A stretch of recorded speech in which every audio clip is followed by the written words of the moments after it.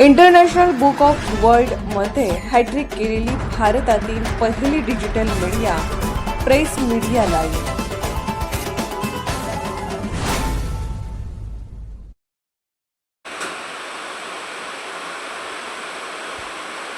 सांगली हादरली कृष्णा नदीवर स्वामी समर्थ घाटावर 20 वर्षीय तरुणाचा निर्घुण खून, कोयता चाकूने सपासप वार. शहरातील स्वामी समर्थ घाट परिसरात सोमवारी सायंकाळी झालेल्या निर्घुण खुनामुळे शहरात खळबळ उडाली. चैतन्य देवा तोरणे वय 20 राहणार नवीन वसाहत टिंबर एरिया याचा जुन्या वर्चस्वाच्या वादातून कोयता आणि चाकूने वार करून खून करण्यात आला. मंगळवारी सायंकाळी 6:30च्या सुमारास घाटावर असलेल्या चैतन्याची संशयितांची बाचाबाची झाली. त्यानंतर हल्लेखोरांनी त्याच्यावर डोके, मान, चेहरा आणि पोटावर सपासप वार केल्याने अतिरक्तस्राव होऊन त्याचा घटनास्थळी मृत्यू झाला.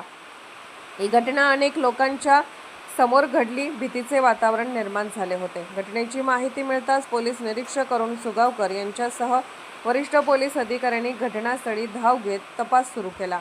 पोलीस अधीक्षक तुषार दोशी, अपर पोलीस अधीक्षक कल्पना बारवकर, उप अधीक्षक संदीप भागवत आणि एलसीबीचे निरीक्षक संजीव झाडे यांनी घटनास्थळी भेट दिली. प्राथमिक तपासात हा खून जुन्या वैमनस्यातून झाल्याचा संशय व्यक्त करण्यात आला आहे. दरम्यान संतप्त जमावाने संशयितांपैकी एकाच्या घरावर दगडफेक केल्याने परिसरात तणाव निर्माण झाला.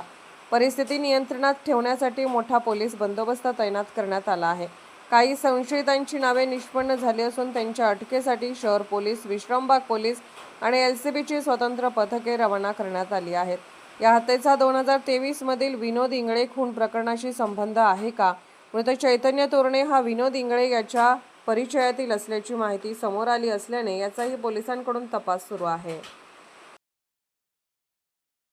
प्रेस मीडिया लाईव्ह न्यूज चॅनलला लाईक करा, शेअर करा आणि सबस्क्राईब करा.